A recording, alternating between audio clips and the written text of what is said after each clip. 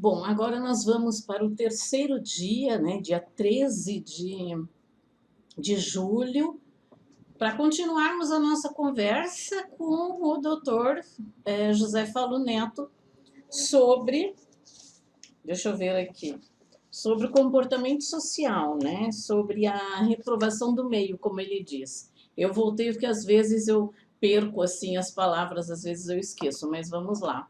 Colaborem com a gente, participem, fazendo perguntas, dando exemplos, até porque aí nós podemos dar exemplos em outras entrevistas, em outros trabalhos, tá ok? Vamos lá. Nós estamos falando sobre o comportamento social, antissocial e a reprovação do meio, pode ser falado assim? Pode. Da empresa Planação. Então, onde podemos praticar a reprovação do meio?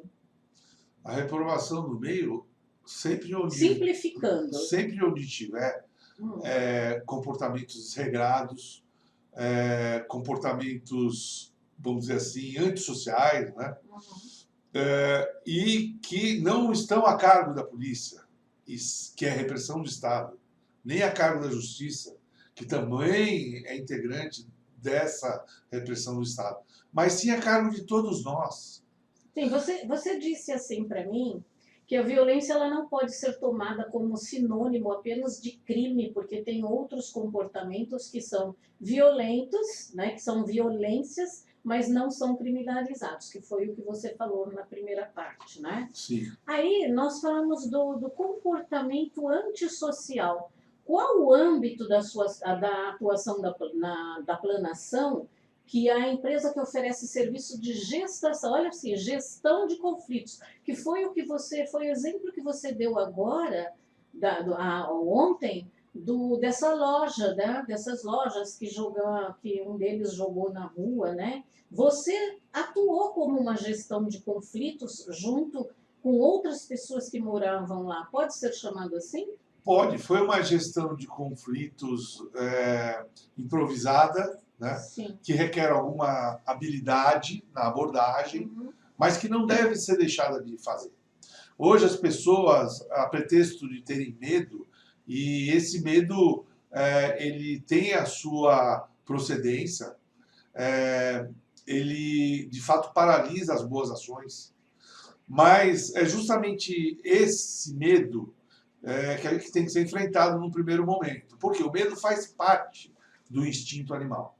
Mas como o medo está petrificando as boas ações, ele está sendo mal administrado, porque dali a se tornar o medo, se tornar paura, paura o que é? O medo em grau máximo.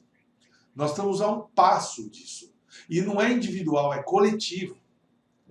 A ponto das vezes a pessoa entrar num ônibus com uma capacidade de lotação máxima de 80 pessoas e ser assaltado com um canivetezinho, tá certo? De cortar laranja no pomar.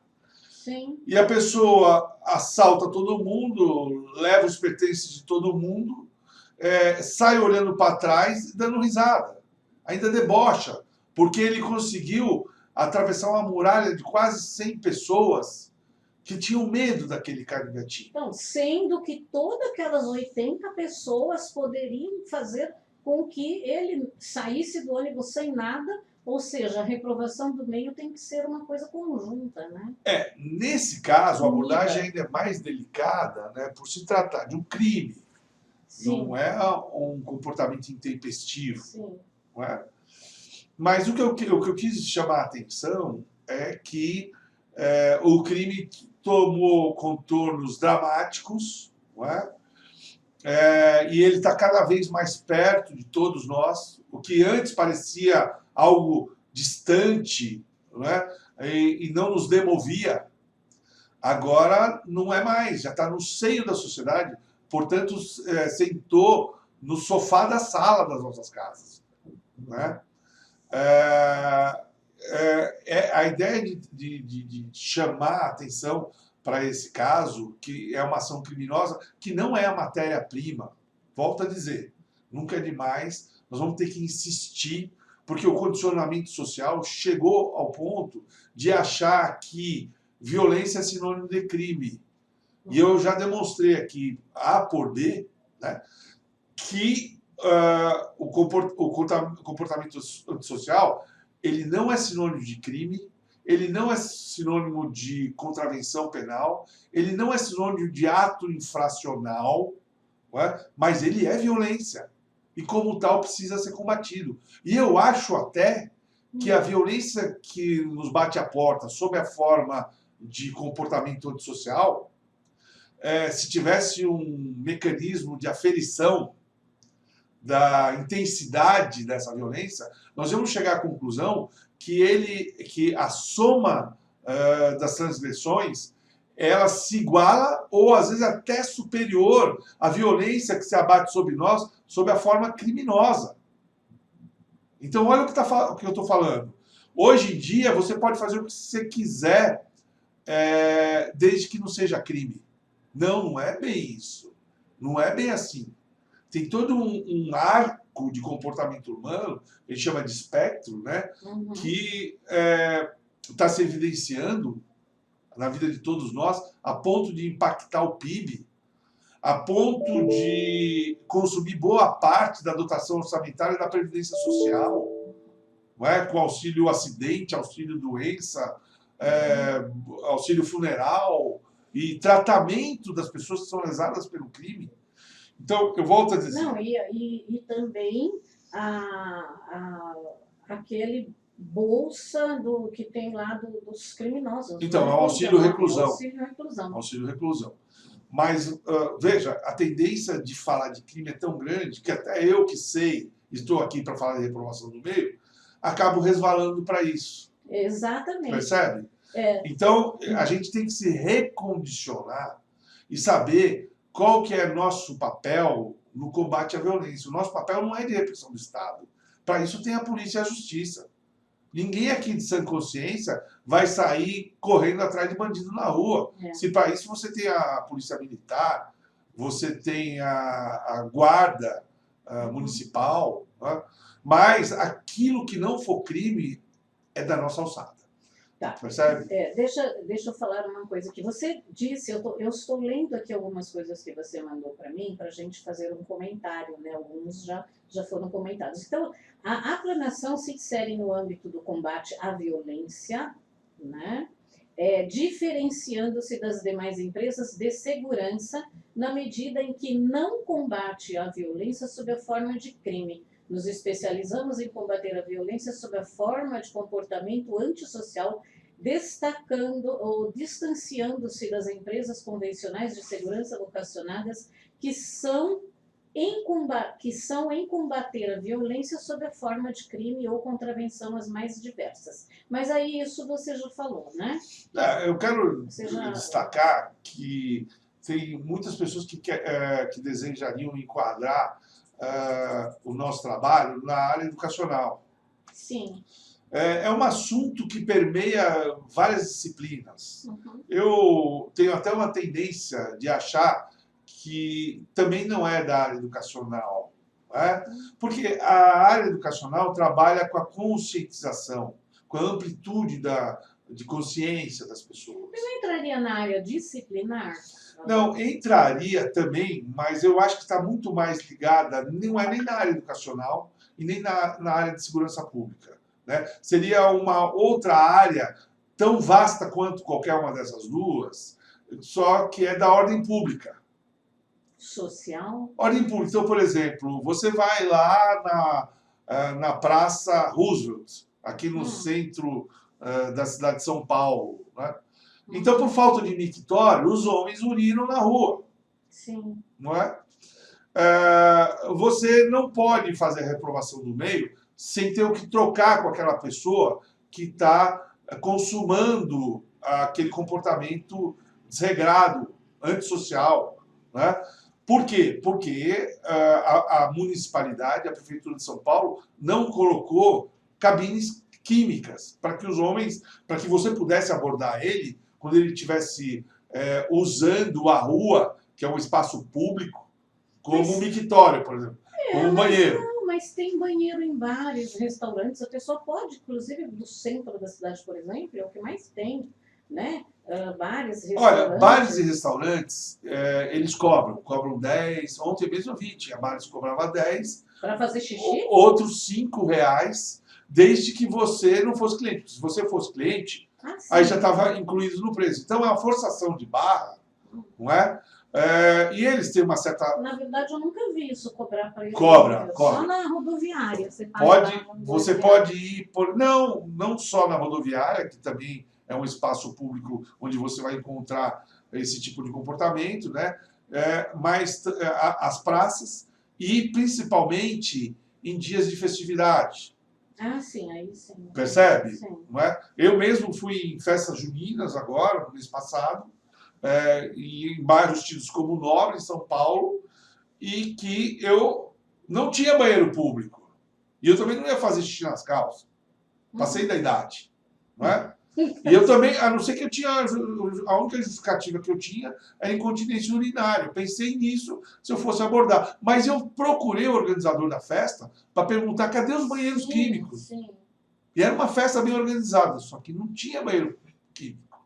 Ele mesmo, o organizador da festa, de uma associação de moradores de bairro do Alto da Boa Vista... Não lembrou. Não, era o primeiro evento daquela natureza que ele estava realizando, e isso não pode resvalar para não lembrança, porque isso aí é básico, é elementar, meu caro Watson. Mesmo para aqueles que nunca organizaram uma festa, sabem que é necessário banheiro, percebe? Então as pessoas, para urinar, tem que comprar uma pizza, tem que comprar um maço de cigarro, mas eu só quero... Inclusive, você está falando de homem, né? Porque a mulher é diferente. Já é mais raro. Não que não aconteça, né? Sim. Não que não aconteça, mas é mais raro. Mas numa emergência, aí já não entra faixa etária, já não entra mais classe social. Você tem uma necessidade que é biológica e precisa ser satisfeita.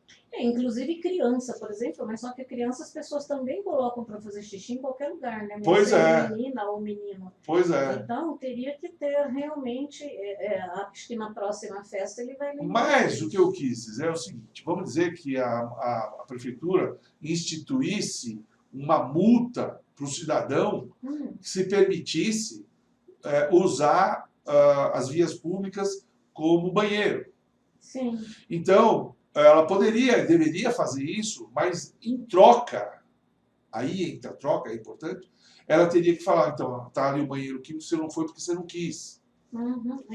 A mesma coisa com cesta de lixo. Sim. Você não jogou o papel, você jogou o papel no chão porque não tinha cesto de lixo. Mas olha, só olhar à sua volta quantos cestos de lixo tem. Então o senhor vai tomar uma multa. Então, antigamente, falando na década de 70, 80, eu lembro, até não tinha, até na década de 60 também, não tinha muitos cestos de lixo na rua. Então, eu lembro que minha mãe comprava um chiclete, comprava um sorvete, e aí nós guardávamos, eu tive essa educação, nós guardávamos na bolsa quando chegava em casa, até hoje eu faço isso, se eu tiver, vamos supor que eu vá tomar algum sorvete na rua, guardo na bolsa, hoje tem cestas, né? Mas eu guardo até eu chegar a uma cesta e antigamente eu guardava na bolsa quando chegava em casa.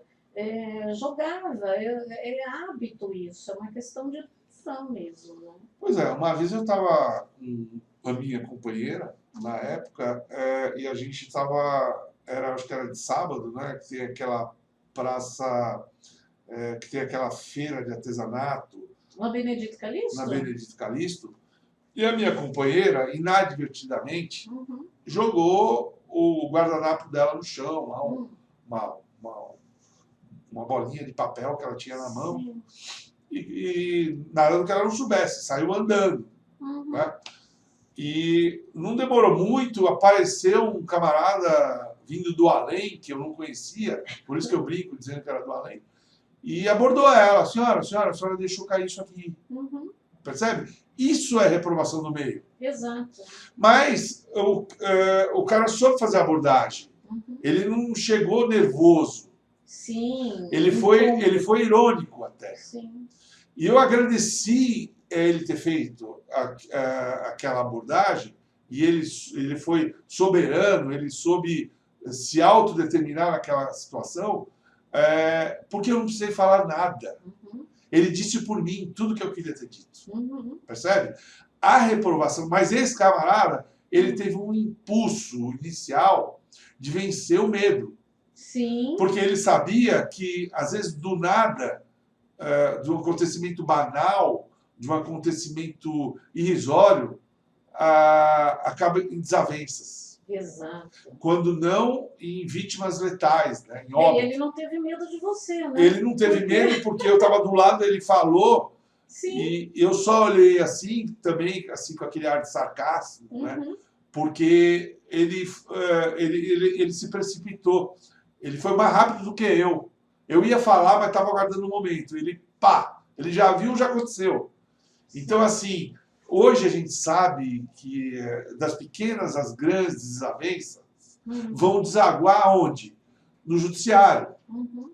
Ou na polícia. Tudo se transformou num caso de polícia no Brasil. Tudo. Até... e por que isso? Porque a reprovação do meio deixou de funcionar. Uhum. Percebe? Essa minha companheira, eu não vou dizer que ela não vai jogar mais papel na rua. Ela já nem é minha companheira. Uhum. Então ela perdeu mais uma pessoa que poderia estar ajudando a lapidar a educação dela. Né?